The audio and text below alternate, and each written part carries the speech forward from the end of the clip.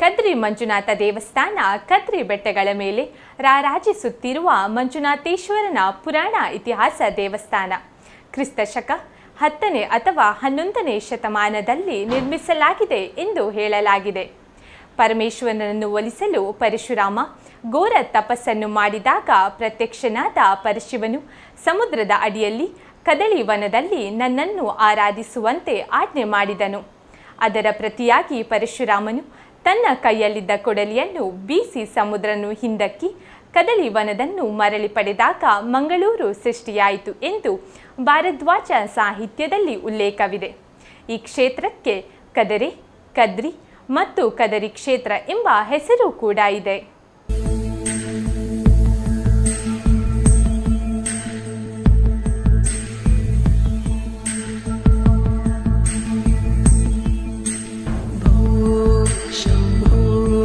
शिव शंभो स्वयंभो भो शंभो शिव शंभो स्वयंभो भो शंभो शिव शंभो स्वयंभो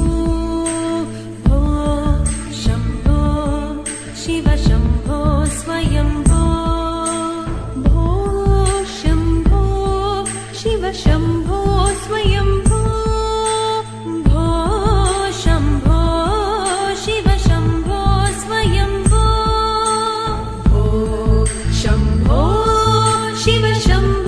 स्वयंभो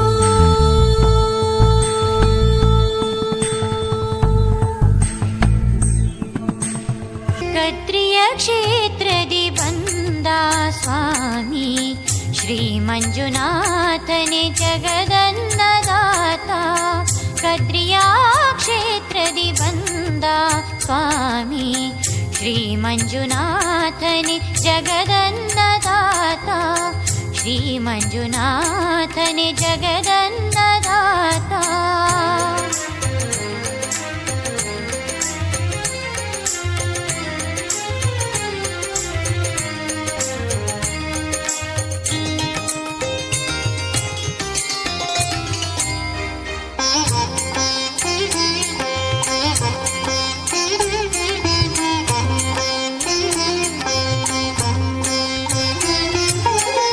ಕದ್ರಿ ಮಂಜುನಾಥೇಶ್ವರ ಕ್ಷೇತ್ರ ಧ್ಯಾನ ಭಕ್ತಿಯ ಕೇಂದ್ರವಾಗಿದೆ. ಹಲವಾರು ವರ್ಷಗಳಿಂದ ಈ ಕ್ಷೇತ್ರಕ್ಕೆ ಹಲವಾರು ಭಕ್ತಾದಿಗಳು ದೇಶ ವಿದೇಶದಿಂದ ಆಗಮಿಸ್ತಾರೆ. ಈಗ ನಮ್ಮ ಜೊತೆ ಇನ್ನೊಂದು ಭಕ್ತಾದಿಗಳಿದ್ದಾರೆ. ಅವರು ಈ ಕ್ಷೇತ್ರದ ಬಗ್ಗೆ ಏನು ಹೇಳ್ತಾರೆ ಕೇಳೋಣ ಬನ್ನಿ. ನನ್ನ ಹೆಸರು ವಾಸುದೇವ ಆಚಾರ್ ಅಂತ ಹೇಳಿ. ಎಷ್ಟು ವರ್ಷದಿಂದ ಈ ಕ್ಷೇತ್ರಕ್ಕೆ ನೀವು ಬರ್ತಾ ಇದ್ದೀರಾ?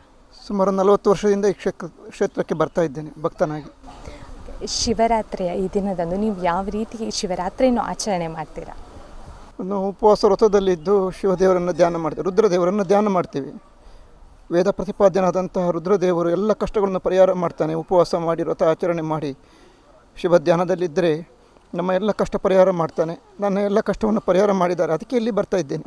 मेरा नाम है शिल्पा पटेल. हाँ, हम आंध्र प्रदेश से हैं, कर्नूल से आए हैं, हैदराबाद के बाजू में. आज महाशिवरात्रि का है. आज फास्टिंग करते, शिव के पूजा करते, दूध चढ़ाते, पानी का चढ़ाते, वो सब पूजा करते. आज सब लोग छोटे से बड़े एज वाले तक वो पूजा करते. फिर बाद दोपहर में फास्टिंग करते, शाम को वो जागरण करते, रात को सोते नहीं. वो भगवान का पूरा भजन में बिता के पूरी रात बिताते. Thank you.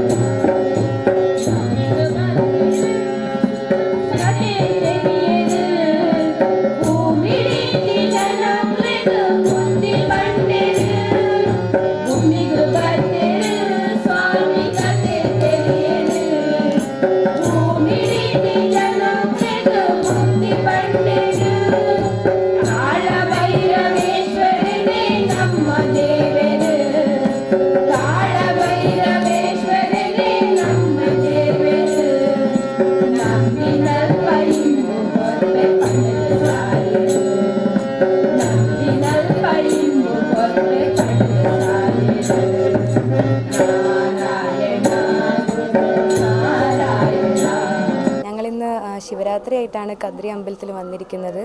ശിവരാത്രിയുടെ പ്രാധാന്യം എല്ലാവർക്കും അറിയാവുന്നതാണല്ലോ. അപ്പോൾ അതുപോലെ തന്നെ എല്ലാവരും വ്രതമൊക്കെ എടുത്ത് ഭജിക്കുകയായിരിക്കും.